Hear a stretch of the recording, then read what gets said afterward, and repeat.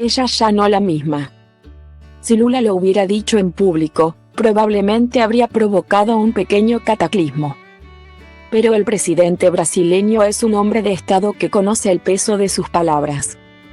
Al menos lo suficiente como para reservarlas a una charla privada que, en este caso, tuvo la particularidad de darse en la Quinta de Olivos y frente a Alberto Fernández, intendentes y funcionarios de la Casa Rosada.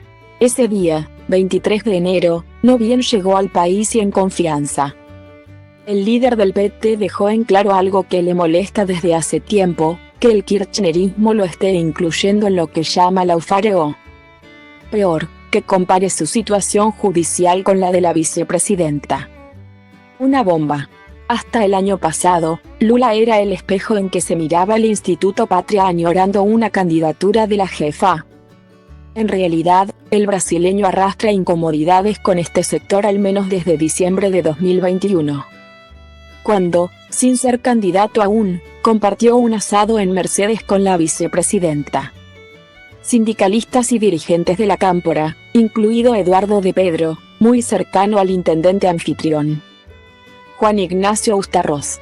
Días atrás, la periodista Gabriela Pepe consignó en la letra P dos de las razones por las que el líder del PT no guarda al respecto un buen recuerdo: el traslado de 2 horas hasta la ciudad bonaerense bajo un calor asfixiante y el tiempo que, una vez ahí, pasó oyendo críticas a Alberto Fernández, a quien todavía le agradece, como a Pepe Mujica, haberlo visitado en la cárcel de Curitiba en los peores momentos.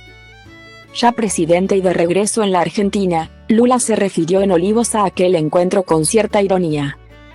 Lo primero que dijo fue que le costaba entender algunas cosmovisiones. Me hablaban de Cuba y yo quiero hacer una alianza con Biden. Refutó, y objetó los parentescos entre su situación judicial y la de Cristina Kirchner porque, agregó, él tiene apenas un departamento cuestionado y no, como la vicepresidenta, múltiples propiedades. Entre los incondicionales de Fernández no solo celebran desde entonces ese sarcasmo, sino también que el brasileño no haya aceptado la invitación de Cristina Kirchner al Senado.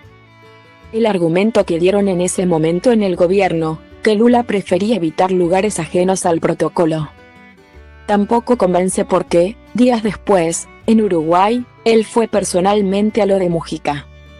Es evidente que ciertas empatías empiezan a desgastarse. La vicepresidenta no despierta el respeto de otros tiempos, ni en la oposición ni en el PJ ni en Lula.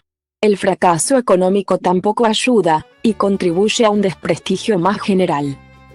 En enero, empresarios brasileños que acompañaban a Lula plantearon una inquietud todavía irresuelta: la escasez de dólares del gobierno. La falta de diálogo con Brasil después de la mala relación que Fernández tenía con Bolsonaro y parte del swap con China le hicieron en estos años perder al socio del Mercosur unos 4.000 millones de dólares de exportaciones hacia la Argentina que ahora vienen del país asiático. La razón es bastante obvia. Los proveedores chinos financian a los importadores argentinos a 270 días. Y los brasileños, a 45. En el Palacio de Hacienda buscan desde entonces una solución. Matías Tombolini, secretario de Comercio, les propuso a sus pares brasileños extender el plazo a 365 días. Pero no es tan sencillo porque los prestamistas de última instancia, el BNDES y el Banco do Brasil, no tienen ni las espaldas ni la paciencia chinas. Y tampoco se advierte hasta ahora un mínimo entendimiento entre Lula y su Banco Central.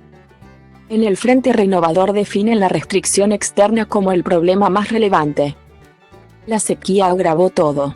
Anteayer Germán Cervantes, funcionario que se ocupa de administrar las autorizaciones de divisas, les trazó a representantes de empresas un panorama incierto. Dijo que no podía anticiparles la disponibilidad porque aún no tenía un número de la liquidación de la cosecha prevista para abril. Sus interlocutores lo saben.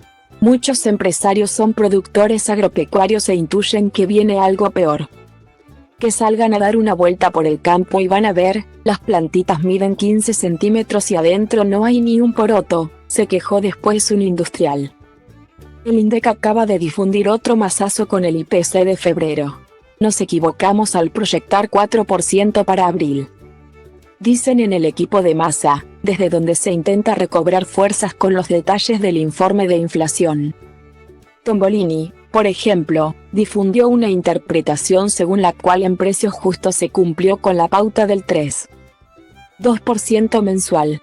El desbande, agrega, está en todo caso en los productos estacionales.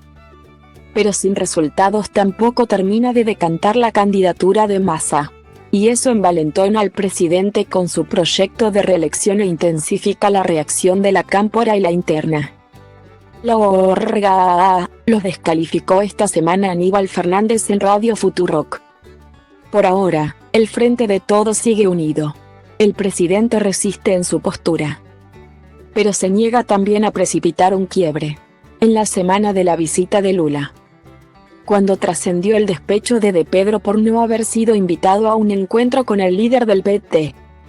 Colaboradores de Alberto Fernández creyeron estar muy cerca de convencerlo de que lo debía echar. El 27 de enero, en Olivos, más de uno llegó a pensar incluso que era un hecho consumado. Había sin embargo una duda: ¿qué pensaba Massa? Alguien se lo preguntó ese día al presidente. Sergio cree que, si rompemos, nos vamos a quedar con una fuerza minúscula para sacar leyes en el Congreso, contestó. Le insistieron. Le recordaron que la Constitución le daba una atribución, los decretos de necesidad y urgencia. Y le recomendaron apoyarse en la oposición para algunas leyes. Ya lo hicimos con el acuerdo con el fondo, razonó uno. El presidente parecía coincidir.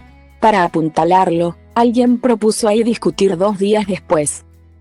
El domingo, en Olivos, mientras comían pizza, una estrategia para el despido de Pedro. Habría sido una provocación abierta al kirchnerismo. Pero no pasaron ni 24 horas y ya el sábado por la noche, la iniciativa perdía fuerza. El domingo por la mañana Alberto Fernández no contestaba el teléfono. Hubo entonces que guardar la idea de las pizzas. Y al día siguiente, lunes, apareció aquel tuit de Pedro. No decía mucho, pero ensayaba un acercamiento: los que tenemos responsabilidades políticas debemos aportar sensatez. Porque hay cosas más importantes en juego: seguir recuperando la economía, mejorar el poder adquisitivo de las y los argentinos y resolver los problemas de la gente, publicó. Para los críticos del ministro, no significaba nada. No pide perdón, le dijeron al presidente. Que lo interpretaba sin embargo como un intento de reconciliación. Esa noche, a varios peronistas les llegó una invitación inesperada. Gustavo Menéndez los convocaba a todos para ir al día siguiente a Merlo a una foto de unidad. Buscaba el Instituto Patria broquelar al PJ en torno a Pedro. En el círculo de Alberto Fernández no tenían dudas. Le pidieron al presidente que no enviara a nadie del gabinete y convencieron a algunos intendentes de no ir. Pero tampoco prosperó. Al día siguiente, delante de las cámaras de televisión, atravesaban el portón Catopodis y Massa. Lo que pasó adentro ya se sabe, se tomaron las imágenes, se difundieron y el ministro de Economía no solo habló, sino que se preocupó porque trascendiera lo que había dicho, que su rol de candidato y su cargo son incompatibles. Cualquier acuerdo es imposible cuando los objetivos se excluyen el uno al otro.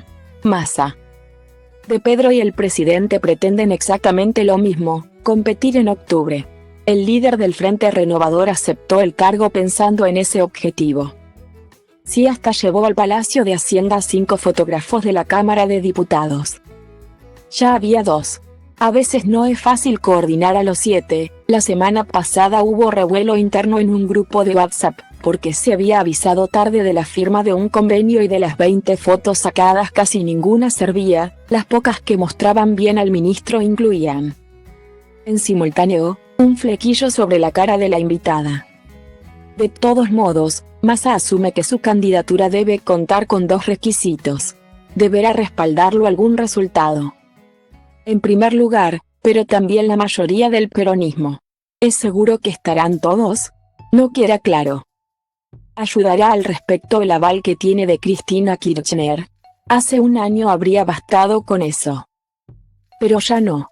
Es en el PJ, no solo en la oposición o en Itamaraty, donde se ha empezado a advertir cierta debilidad en la jefa. Por primera vez en 13 años, ella no es la misma.